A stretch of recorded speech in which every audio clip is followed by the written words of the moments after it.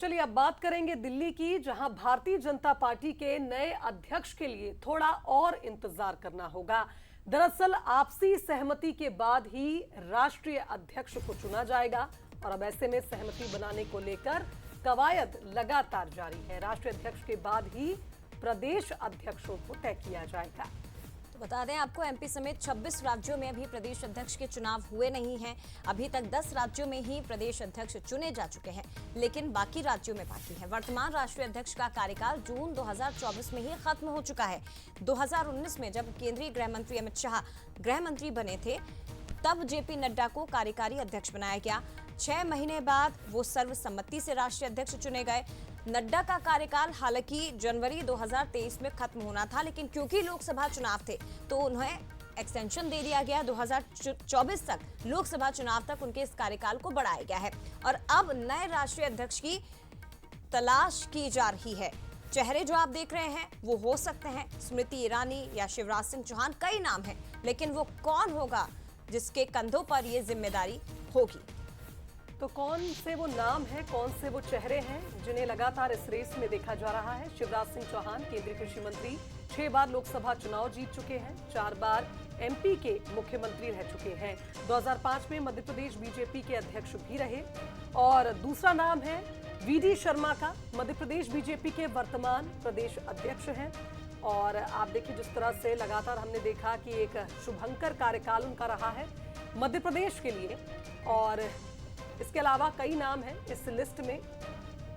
सुनील बंसल का नाम, जहां 2014 के लोकसभा चुनाव में यूपी के सह प्रभारी रह चुके हैं और 2017 की बात करें, प्रभारी रहते हुए पार्टी को बड़ी कामयाबी दी। इसके अलावा धर्मेंद्र प्रधान का नाम भी लगातार चर्चाओं में है, केंद्रीय शिक्षा मंत्री हैं, ओडिशा से बीजेपी में एक मजबूत पकड़ रखते हैं। रघुवर दास की बात करें तो कार्यकर्ताओं और बीजेपी संगठन में की मजबूत पकड़ है।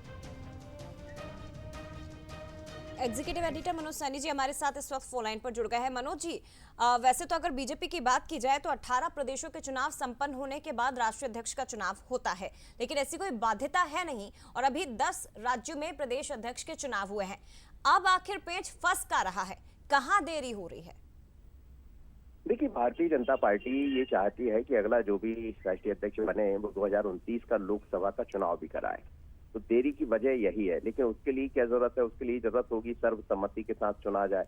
तो अभी अलग अलग राज्यों के जो लोग हैं उनसे चर्चा चल रही किस तरह का राष्ट्रीय अध्यक्ष। दूसरा ये, भारतीय जनता पार्टी में बड़ी तेजी से पीढ़ी परिवर्तन हुआ है, तो बीजेपी किसी ऐसे अपने कार्यकर्ता को, जो खाटी कार्यकर्ता है, जो लगातार भारतीय जनता पार्टी से जुड़ा रहा, संघ से जुड़ा रहा है, ऐसे किसी व्यक्ति को मौका देना चाहती है। आप देखिए, बीच में प्रधानमंत्री नरेंद्र मोदी भी संघ कार्यालय पहुंचे, नागपुर पहुंचे, उसके बाद चर्चाएं बड़ी तेजी से हुई। तो अब वक्त बहुत ज्यादा नहीं बचा मुझे लग रहा है राष्ट्रीय अध्यक्ष के चयन होने में, लेकिन निश्चित रूप से अभी भी थोड़ी सी चुनौती बनी हुई है। और वजह यह है कि बहुत सारे नाम हैं।